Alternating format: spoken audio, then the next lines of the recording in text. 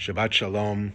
I hope that this Erev Shabbat video finds you and your family healthy and safe and enjoying this exceptionally beautiful day here in New City. This Shabbat we read the last Parsha in Sefer Shemot, the book of Exodus, and actually it's a double Parsha, the Parsha of Vayakel and Pekudei.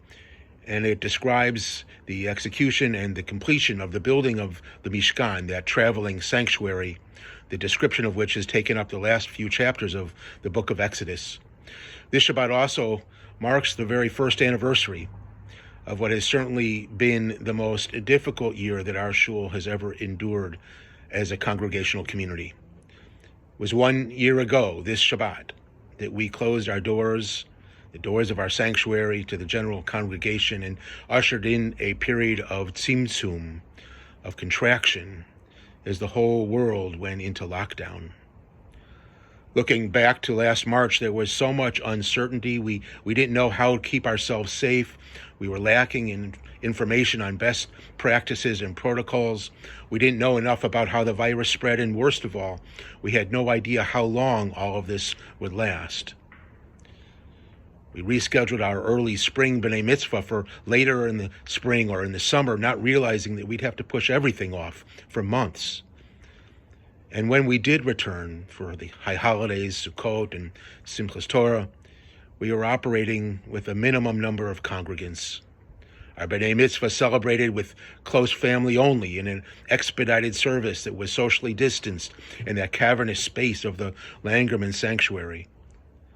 And so many in our congregation felt the effects of social isolation after months of staying at home, separated from family and friends. And of course, there are the many losses that we experienced, loved ones and beloved members of our shul family.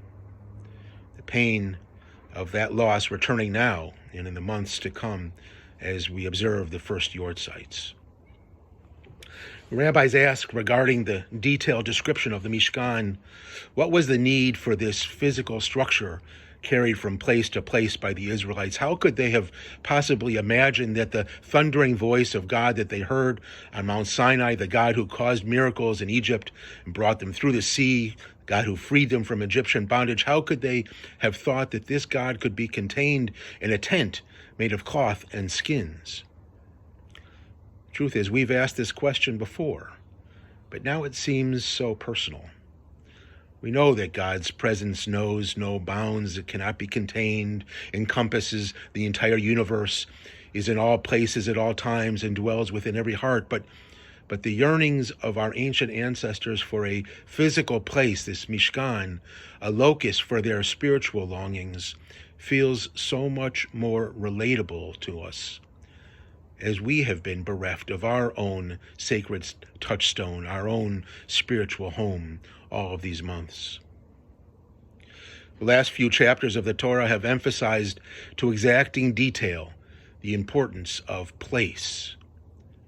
And this Shabbat morning, as we open the doors of our sanctuary once again, roll the Torahs to the Parsha, prepare for the restarting of our weekday morning minions, we look forward to beginning that return to our holy space.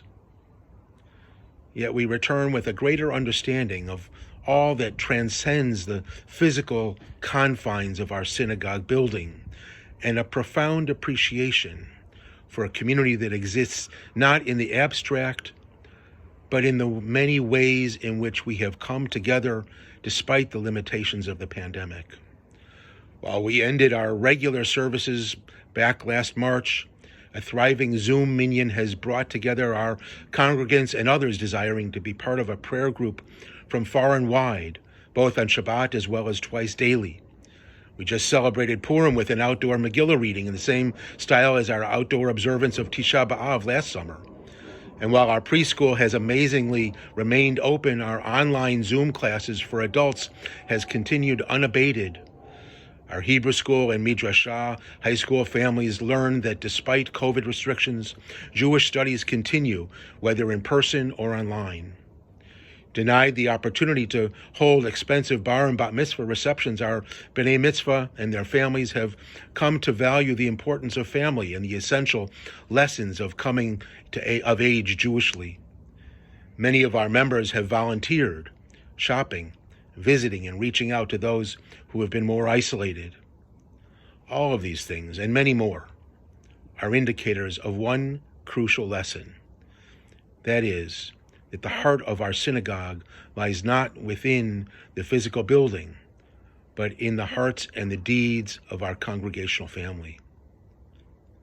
As we begin this Shabbat, the process of reopening our synagogue building, I believe that we have learned a vital lesson in what it truly means to be a Kehillah Kedoshah, a holy congregation.